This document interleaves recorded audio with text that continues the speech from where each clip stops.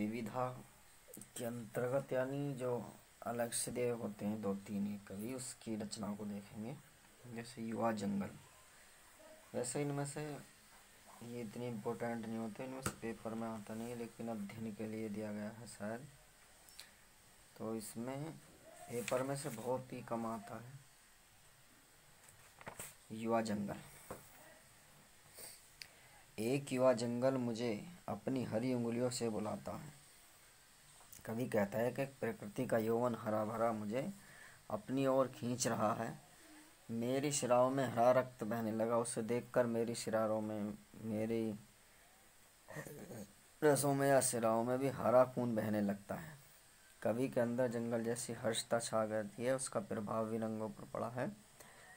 आँखों में हरी परछाई से दिखने लगती है, कंधों पे खरा आकाश से ठहर जाता है, होठ मेरे एक हरे गान में कांपने लगते हैं। जिस प्रकार से पेड़ों के पत्ते हिलते हैं उसी प्रकार से मैं नहीं और कुछ, बस एक हरा पेड़ हूँ। मैं एक कुछ नहीं हूँ, बस मैं एक हरा पेड़ हूँ।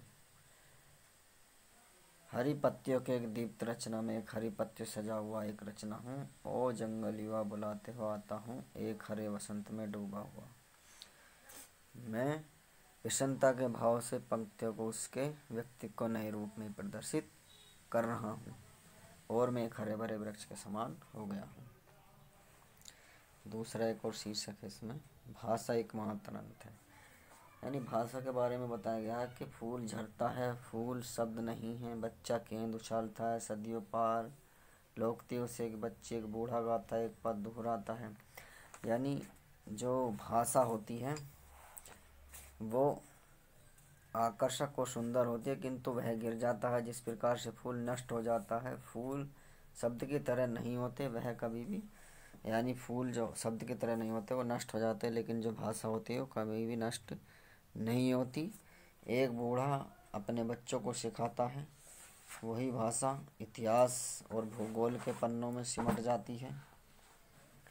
भाषा के जरिए ही हम एक पीढ़ी से दूसरी पीढ़ियों में अपनी बातचीत को यानी संस्कृति को चलाते हैं। जिस दालान कहते हैं बरामदे को, एक बच्चा रहेगा, न बूढ़ा रहेगा, न गेंद रहेगी, न फूलदान रहेगा, फिर भी भाषा हमेशा जीवित रहती है और पीढ़ी इस प्रकार से आगे को चलती रहती है।